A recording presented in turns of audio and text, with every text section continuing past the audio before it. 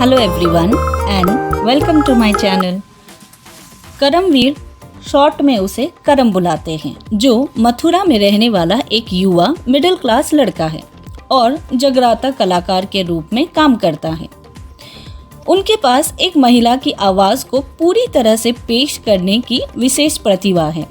उनके पिता जगजीत सिंह कई कर्ज लेने के बाद भारी कर्ज में डूब गए हैं और उन्हें चुकाने में असमर्थ हैं। करम एक अमीर परिवार की वकील परी श्रीवास्तव के साथ रिश्ते में है। परी के पिता जयपाल श्रीवास्तव का कहना है कि वह परी की शादी करम से तभी करेंगे जब वह 6 महीने के भीतर अच्छी सैलरी वाली नौकरी पाने और अपना खुद का घर खरीदने में सफल हो जाएगा। जल्दी पैसे कमाने के लिए करम पूजा उपनाम से एक महिला का भेष धारण करता है और सोना भाई के बार में डांसर बन जाता है। परी इस बात से अनजान रहती है। करम के सबसे अच्छा दोस्त माइली डिलन अबू सलीम की बेटी सकीना से प्यार करता है। अबू का कहना है कि वह अपने बेटे शाहरुख सलीम की शादी के बाद ही सकीना की शादी करेगा। 6 महीने पहले अपनी प्रेमिका से ब्रेकअप के बाद शाहरुख डिप्रेशन में है। अबू का कहना है कि जो शख्स शाहरुख को डिप्रेशन से बाहर निकालेगा उसे वह 10 लाख रुपये का इनाम देंगे। स्माइली ने करम से पूजा बनने और शाहरुख के इलाज के लिए साइकियाट्रिस्ट होने का नाटक करने का रिक्वेस्ट किया। पूजा के रूप में करम शाहरुख को खुश करने में कामयाब होता है। अबू का गोद लिया हुआ पुत्र शौकिया भी पूजा की ओर अट्रैक्ट है और उसके साथ फ्लर्ट करता है और उसे प्रभावित करने की कोशिश करता रहता है।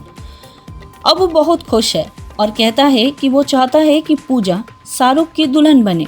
यह बात सुनकर स्माइली मना करता है और बात को टालने की कोशिश करता है। तब शाहरुख के व्हील चेयर पर रहने वाला दादा यूसुफ अली सलीम खान कहते हैं कि वह पूजा को शाहरुख से शादी के लिए 50 लाख रुपए देंगे। करम अपने डैड और दोस्त को मना कर देता है, लेकिन बहुत फोर्स करने के बाद और बहुत सारा पैसा कमाने का अवसर देखकर शादी को आगे बढ़ाने का फैसला करता है। शादी में पता चलता है कि पूजा का बार का ऑनर उसी घर का दामाद है। शादी के बाद पहली रात यूसुफ, जो दादाजी है, वह पूजा को एक आदमी की तरह टॉयलेट करते हुए देखता है और सदमे से मर जाता है। अबू का कहना है कि उनकी पारिवारिक परंपरा के अनुसार जब परिवार में किसी की मृत्यु हो जाती है तो अगले 6 महीने तक परिवार का कोई भी सदस्य शादी नहीं कर सकता, यानी स्माइली सकीना से शादी नहीं कर सकता।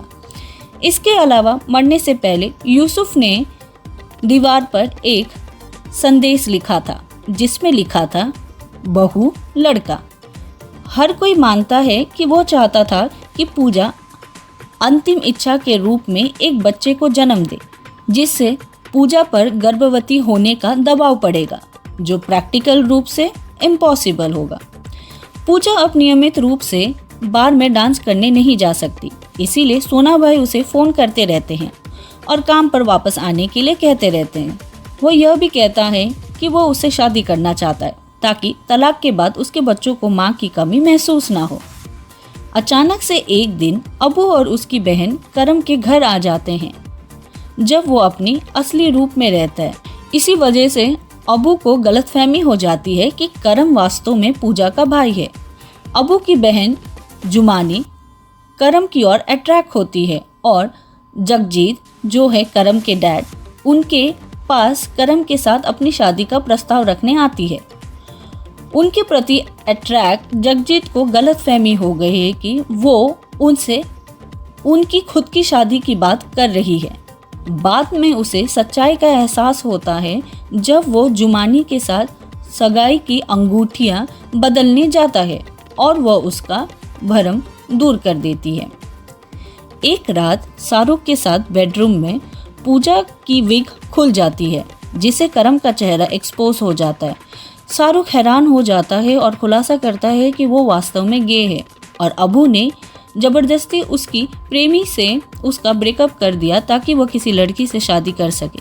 शाहरुख करम का चेहरा अपने परिवार से छिपा कर रखता है कुछ समय बाद जुमानी ने करम को डेट पर चलने के लिए कहा और उसे गुलाब देकर प्रपोज किया। परी, जो संयोग से वहाँ थी, गलत समझती है कि करम जुमानी के साथ उसे धोखा दे रहा है और उससे संबंध तोड़ लेती है। पूजा गर्भवती नहीं हो सकती। अब्बू उसे बेबी बाबा के पास ले जाते हैं, जो एक आत्मिक गुरु है जो चमत्कारिक ढंग से महिलाओं को गर्भवती कर सकता है। वो पूजा और शाहरुख को पवित्र गंगा नदी में डुबकी लगाने के लिए कहते हैं। ऐसा करते समय पूजा भाग जाती है, जिससे सभी को विश्वास हो जाता है कि वो डूबने से मर गई और उसके लिए एक यादगार सेवा आयोजित की जाती है। करम को पता चलता है कि परी किसी दूसरे आदमी से शादी कर रही है और वह शादी समारोह में भाग जाता है। वह पूजा बनकर डांस करता है, जिससे परी को सच्चाई का एहसास होता है।